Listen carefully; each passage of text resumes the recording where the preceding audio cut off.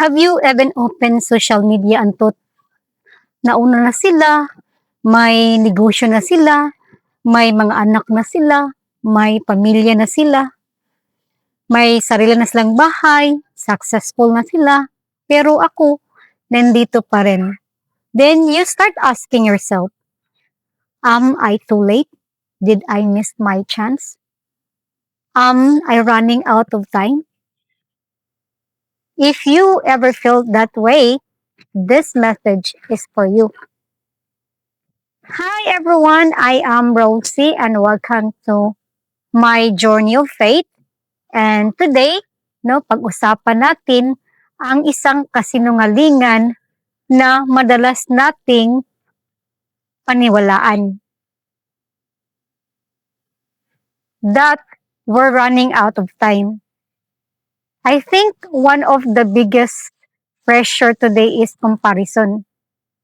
Every time we scroll, someone is getting married, someone just bought a house, someone got promoted, someone is living in the life we pray for. And without realizing it, we start measuring our life using someone else's timeline. I love Ecclesiastes 3 verse 11. Yet God has made everything beautiful for its own time. Notice it says His time, not my time, not your time. After finishing my studies, akala ko kailangan kong ma-figure out agad ang buong future ko.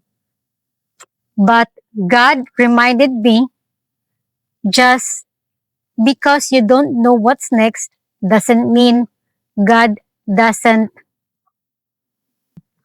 Not your friend's time, not your social media's timeline, but God's time.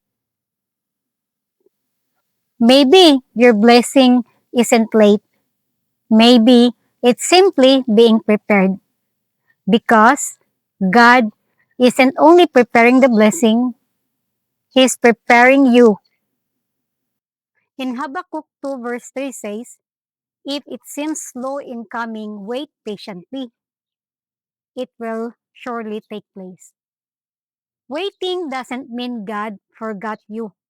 Sometimes waiting is where God grows you, your faith, your character, your trust in Him.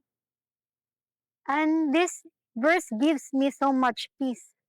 In Psalms 31 verse 15, my future is in your hand. Imagine living every day believing that your future is not in your age, it's not in your bank account, it's not in what people think about you.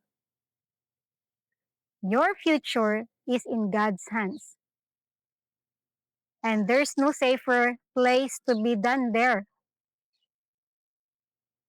So, if today's you're feeling behind, take a breath. You are not running out of time. You're walking in God's timing. And His timing has never failed. Before we end, I want to ask you, have you ever felt like you were falling behind in life? If you're confident enough, share your story in the comments. Let's encourage each other. And if today you're choosing to trust God's timing and comment, God's timing is perfect. If this message encouraged you, don't forget to like and also subscribe. Thank you so much, everyone, and God bless.